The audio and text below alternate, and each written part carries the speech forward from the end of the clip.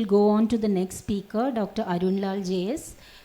He's from Little Flower Hospital, Angamali, and he'll be talking on evolving perspectives, low dose atropine and beyond. Good morning, all. Thank you, madam, for this opportunity. I'll be talking on low dose atropine in myopia. As we know, myopia is a global epidemic. 50% of the children in the world is estimated to have myopia by 2050. So early intervention can slow down or prevent myopia progression to a meaningful level. So these are the risk factors of myopia progression. And currently we have these peripheral correcting lenses, different type of lenses and spectacles, orthokeratology, atropine and environmental modifications are the treatment options we have now. Among that, atropine is the most commonly used method of myopia control. I shall discuss what is it, how does it work, what are the evidences we have for the use of atropine, and why atropine is preferred over other treatment modalities, and at last a guide to clinical practice. What is it? It is available as 0.01% and is found to be effective in Indian children. How does it work? Animal studies have shown that atropine acts not through blocking accommodation but in a different pathway. Actually, the eyeball growth is not controlled from the brain or brainstem or anywhere, but it is said that it is controlled from the peripheral retina. Actually, what happens is, in the peripheral retina, the L and M cone cells sense the focus of the peripheral rays, whether it is in the myopic side or whether it is in the hyperopic side, depending upon the focus of the peripheral rays. These L and M cones send signal to the RPE and choroid, and that will lead to remodeling of sclera in the desired way, towards the myopic side or towards hyperopic side. So this action is thought to be mediated through the muscarinic receptors. So what happened in myopia is, since we use myopic glasses, it will lead to peripheral hyperopic defocus. So these cells send signals to the sclera in such a way to enlarge, so that when the sclera enlarges, there will be decreased production of collagen that lead to sparser and smaller content of collagen in the sclera that lead to thinner and weaker sclera. Since it is mediated through the muscarinic receptors, when we give atropine, it will block the muscarinic receptors. In that way, that will slow down the growth of the eyeball.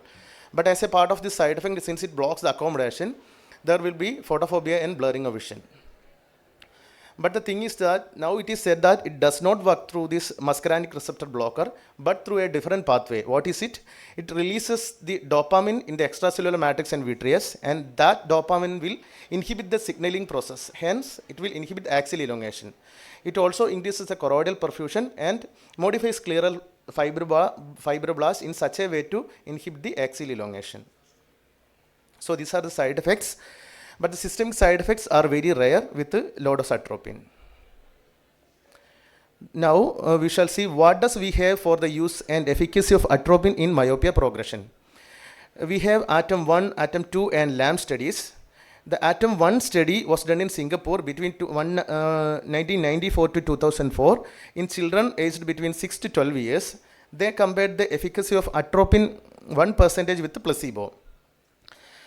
At the end of 2 years, what they observed is there is huge difference in the refractive change with 1% atropine at the end of 2 years. At the end of 2 years, they stopped atropine and did not use any drug for the 1 year. That is the washout period. But at the end of 3 years, that is in the washout period, what they found that even with atropine 1%, we got a huge effect within the first 2 years, but there was greater rebound. So in conclusion, atropine 1% was effective, but there was great rebound with some amount of photophobia and blurring of vision. Then came the ATOM 2 study in 2006 to 2012.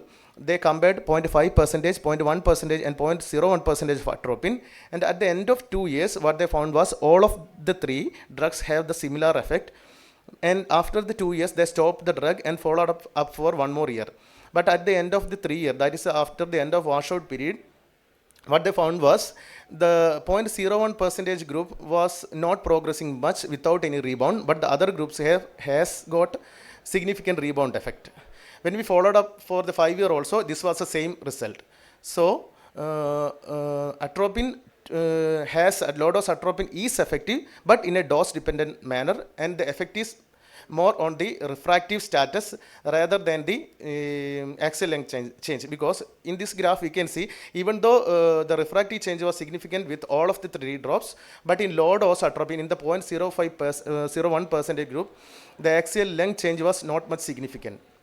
So, atropine 2 concludes, atom 2 concludes that long-term effect was better with 0.01% with least side effects, but it has no much effect on the axial length change.